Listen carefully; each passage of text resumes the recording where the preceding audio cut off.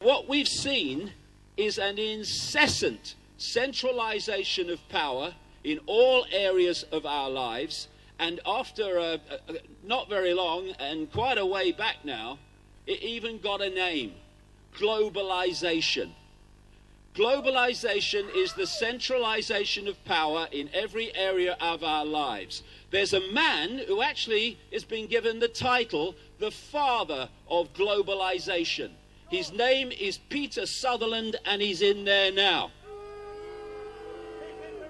Peter Sutherland was the first head of the World Trade Organization, which was designed and set up by the Rockefellers and the Rothschilds to impose massive fines that force countries to open themselves to the merciless world market which they control. That's what globalization's about.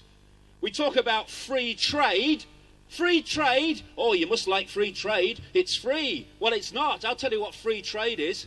It's making your products for a few cents on the dollar for people in slum conditions, and then you take them across to the richer countries and you sell them for as much as you get. What free trade is freedom to exploit at both ends of the process. That's what Peter Sutherland has been involved in for decades. Also involved in Goldman Sachs now, stands back in amazement.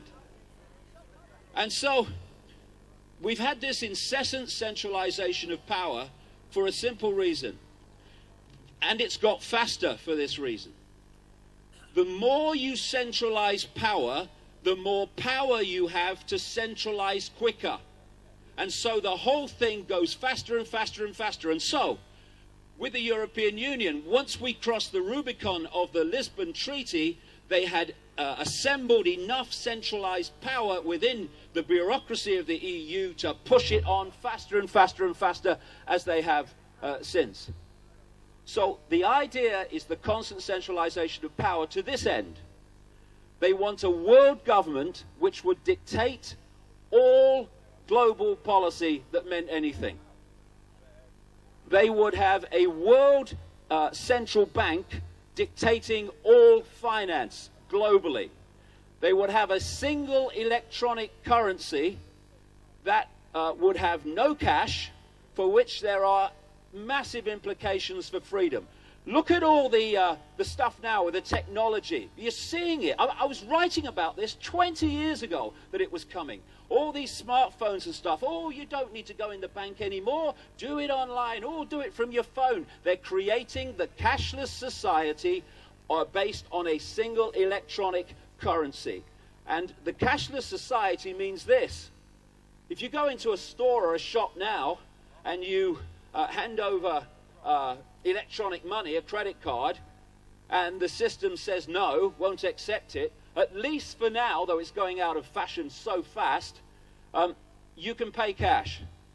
Once cash is gone, that's the idea, then when that computer says no to your electronic money, your microchip as they ideally want, then it's deciding if you can or cannot purchase. It's about control. That's what it's about. And you see, the euro was never meant to work. Because they want this single currency, they have to do it in steps. It means that they had all those European currencies, the guilder, the lira, the mark, and all the rest of them. Now, they had to get rid of them on the road to a single global electronic currency. So in comes the euro, and it wiped them all away. Massive step forward to that goal I've been writing about all these years. Now, all they need to do is destroy the euro and the world currency in general, and they'll say, well, what we have to do is we have to have a world currency to sort out this problem. Alongside the world government and world central bank and single currency, they want a world army to impose the will of the world government.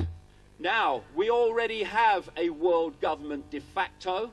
It goes under names like G8 and G20 and all this stuff, UN Security Council. We also have a de facto world army, and it's called NATO, which imposes the will of these people. Send the boys in.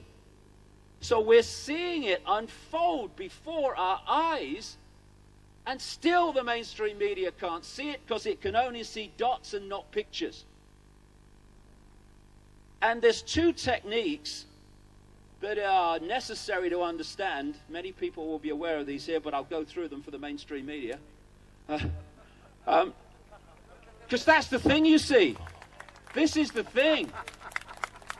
This is what the mainstream media do not understand in their bewilderment at what's happening, is vast numbers of people are now far more informed about the world than they are. This is the point.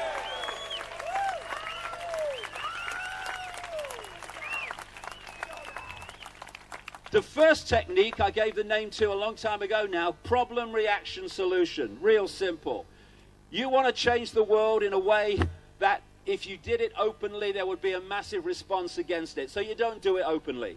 You first of all create a problem which you blame someone else for. 9/11 and all that stuff, a banking crash, a government crash, and you blame it on someone or something else.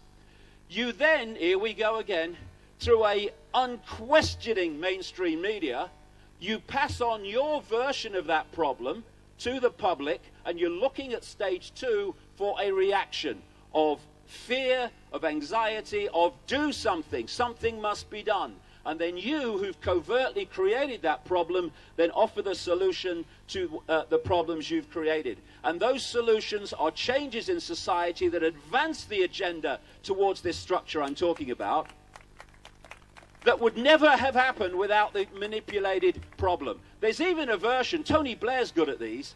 Tony Blair, yeah. Tony Blair. If there's ever a half-truth in a Blair speech, it's the typing error, okay? But it's an add-on to that technique, an offshoot, which I call no problem reaction solution. This is when you don't need a real problem to justify the solution, you just invent one. Weapons of mass destruction in Iraq. Dead simple. Don't need a problem. Invent it. And alongside problem reaction solution, its partner almost always hunts together. What I call the totalitarian tiptoe. And then, again, dead simple, and my goodness me, that brings us back to this organization here. You start at A, as they did, and you know you're going to Z. You know where the agenda's leading. But if you go there too quickly, the changes in society are such that people look up and go, what's going on? What's happening? And so you do it in steps, as big as you can get away with, but not so big that you alert too many people.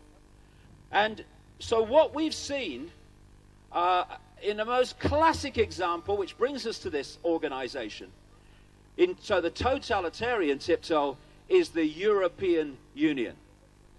We have a European Union centralized bureaucratic dictatorship thanks to the Bilderberg group and its manipulation over decades. The Bilderberg group was created in part by a man called Joseph Rettinger. It just so happens that Joseph Rettinger was one of the major instigators of the European Union. And he worked in creating the initial common market with a man called Jean Monnet, who is still today called the father of Europe, the father of the European project. I have a quote here from a letter by Monnet, one day after I was born, April the 30th, 1952, right at the start of the European project, orchestrated in so great a part through this. And this is what Monnet said in 1952. Europe's nations should be guided towards the superstate without their people understanding what is happening. This can be accomplished by successive steps, each disguised as having an economic purpose, but which will eventually and irreversibly lead to federation. This is not an accident. This is not, oh, we better have a Maastricht Treaty. Shall we have a Maastricht Treaty? It's all projected forward. And we have now reached the point in Europe where something like 70-odd% of the laws that are introduced into this country start out in the bureaucracy in Brussels. That's how far we have gone. And we've got a situation, the guy in there called Viscount Etienne d'Avignon, right? They love their titles, these people. You know, I reckon Mandelson must have had an orgasm for a month when he was made a lord, you know. Ronaldo, I'm a lord. You're a prat. Hey, I can't take that guy seriously. And I've got to say, a non-stop orgasm by Mandelson. I just got a message to my visual senses. Would you please remove the image I now have in my mind, because it's bloody horrible, right? Anyway, the D'Avignon guy said a few years ago, when he was chairman of this bloody lot, that they were involved and instrumental in bringing in the euro. Leaked documents from the 1955 Bilderberg meeting in Germany show that they were talking about the common market at that time and where it was going. So we have a situation here where the media are saying, oh, no, there's no conspiracy, they're just meeting to have a chat. When the evidence is overwhelming that what is decided there comes down into policy that affects all of us. And we have a devastated fishing industry in this country. We have a devastated mining industry. And we have a devastated manufacturing industry because of these people over the decades.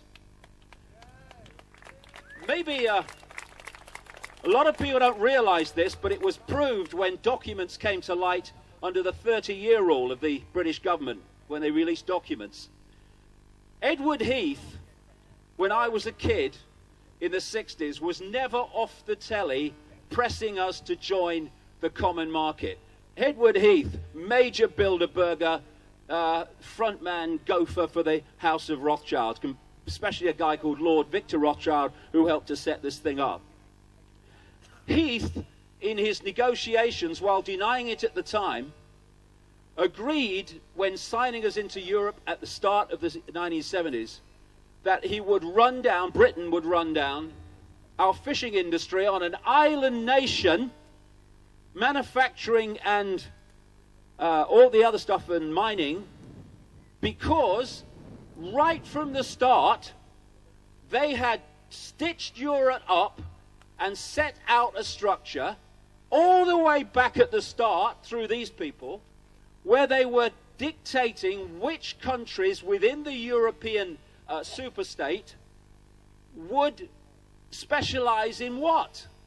And what they decided Britain would specialize in is service industries, banking, and the City of London. And what has happened since is that all the things that Heath agreed to run down when he joined have been run down massively, with great, unbelievable devastation for families and people's lives. They don't give a shit. And at the same time, the things that Britain was supposed to specialize in, they're the ones that have been expanded and expanded and expanded, not least the City of London. This is not something that happens by chance. It doesn't happen by random. It doesn't happen in a projection a few weeks or months or even years forward. What is unfolding in front of our eyes is a conspiracy to enslave humanity in a global Orwellian state in which the whole area of what they want has been set out for beyond decades, and it will continue to play out until we stop it. Predicting the future is easy. Predicting the future is easy,